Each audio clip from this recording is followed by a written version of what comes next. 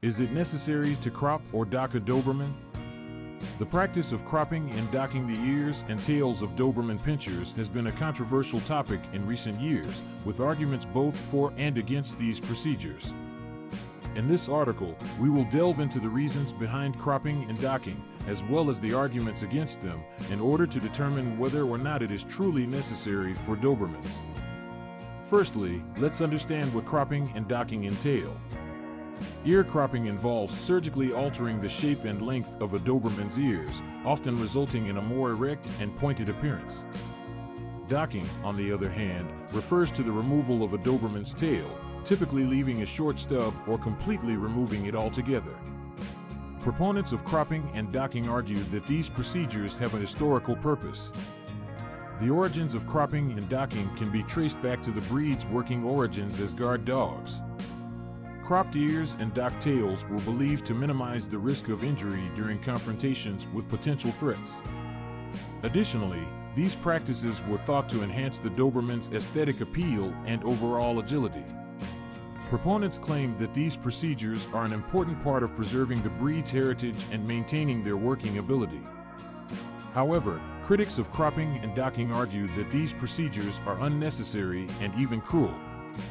They contend that there are no proven benefits to the health or well-being of Dobermans resulting from these practices. In fact, several countries have banned or heavily regulated the procedures due to ethical concerns. Critics argue that tail docking in particular can cause pain, discomfort, and even psychological distress for the dog. They also point out that the argument of preserving breed standards does not justify subjecting animals to unnecessary surgeries. Another argument against cropping and docking is that they often serve more cosmetic purposes rather than functional ones. While the historical necessity of these procedures may be arguable, in modern times, the Doberman has transitioned from primarily a working breed to a popular family pet. As a result, the practical reasons for cropping and docking are no longer as relevant.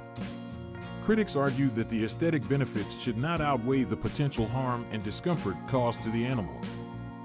It is also worth noting that some owners choose to crop or dock their Doberman's ears and tail purely for aesthetic reasons, without any regard for the breed's history or functionality.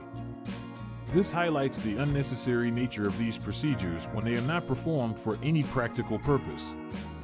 In recent years, there has been a growing trend towards leaving Doberman ears and tails in their natural state.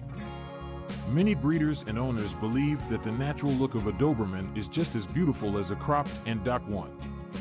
Embracing the natural appearance of the breed may reflect a shift in societal attitudes towards animal welfare and the recognition that unnecessary surgeries should be avoided.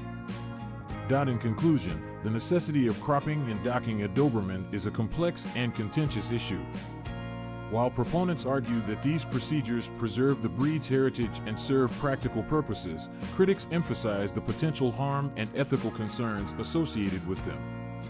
Ultimately, it is up to individual owners to make an informed decision based on their understanding of the pros and cons.